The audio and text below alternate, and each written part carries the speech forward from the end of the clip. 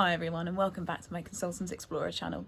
I'm Charlie and I'm here to help you explore the early career years of technology consulting, how to be successful at it, and how to make the most of the opportunities that it can open up for you.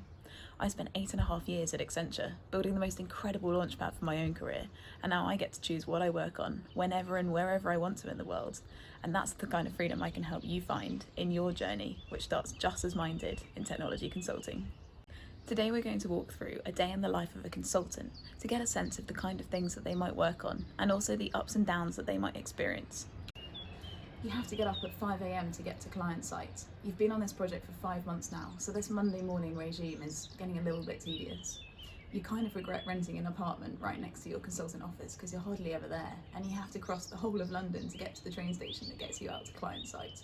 You can be savvy about choosing where to live if you know the industry of clients you're always going to work with, because often clients in the same industry locate in the same sort of area. But you need to make a decision about whether you're going to be happier living at your client location or maybe doing a longer commute to get there. When you arrive at client site, you always find it a bit odd that you feel so much more at home there than you do in your own consultant office. Yep, this is pretty common. You do spend more time there generally than in your own office, so it's pretty normal to feel more at home there. You're responsible for meeting a deliverable deadline tomorrow. You've got to hand over your next set of business requirements to the technical teams for delivery. You really need time with your business stakeholder to work through some of the final details of these requirements, but you've been struggling to get their time because they're just so busy. Your client will likely be contributing to your project on a part-time basis because they still have a full-time day job to be running too. You will always need to be respectful of this, and whatever time you do get with them, use it very wisely. You're going to be running a workshop for most of the morning today, which you're really hoping your client stakeholder comes to. It does make you worry though that you won't be able to start writing your requirements until this afternoon, which really doesn't leave long before tomorrow.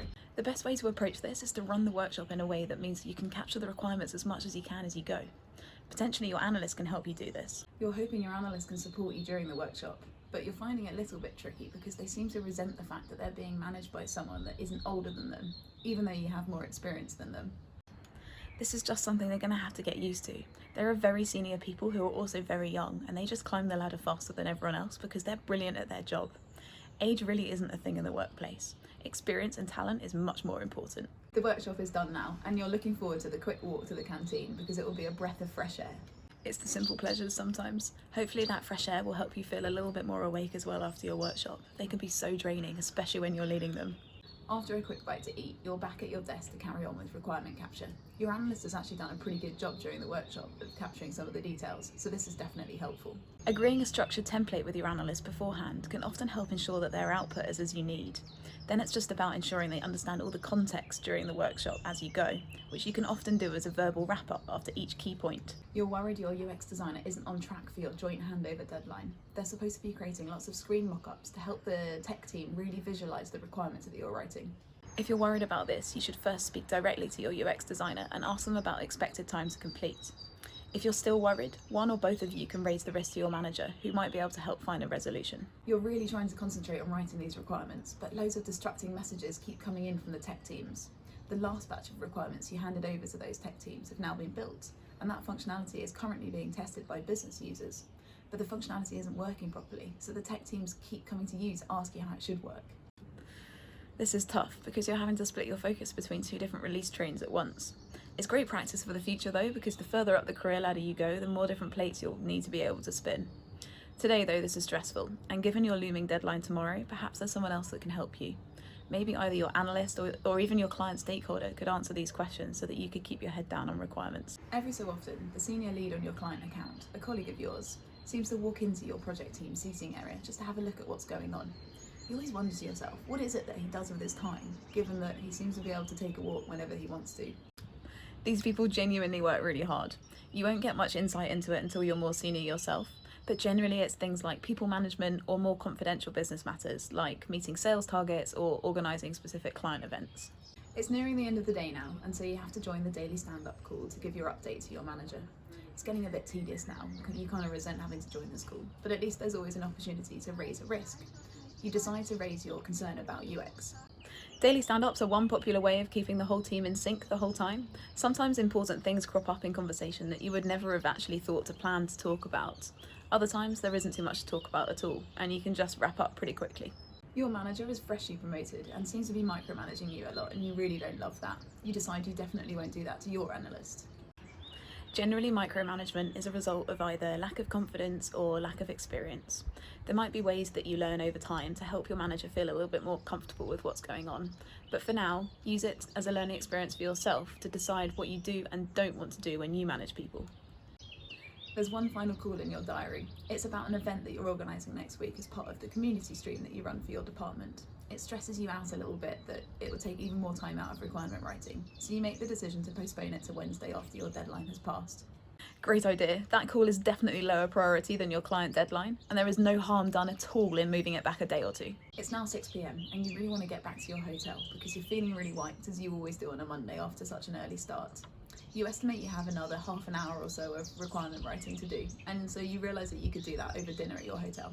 Nice idea, 2 birds with 1 stone. You can write while you eat, and it will keep you busy anyway because you're staying in a hotel where none of your colleagues are staying tonight. When you get to your hotel restaurant, the staff know your dinner order because you always order the same thing.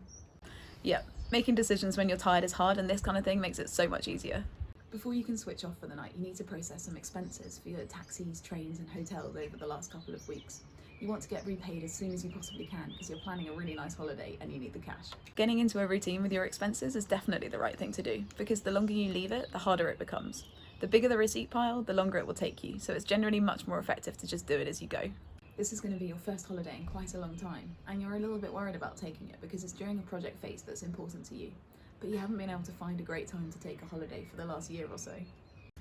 There is never a good time. There will always be a reason not to take it. That's why you just need to take it. And the more you do take it, the more you realise that work just continues without you.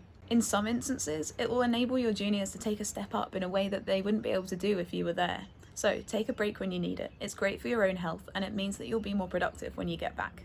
You're finally done. Requirements are written, expenses are processed, and you're jumping into bed at 9 p.m. for some TV and an early night. You always get such a great night's sleep in this hotel because it's so much quieter than your city apartment. Enjoy it. It's great that it feels like a home away from home for you now, and you'll be really fresh in the morning. So in summary, a day in the life of a consultant can be long, stressful, responsible, challenging, and ultimately rewarding.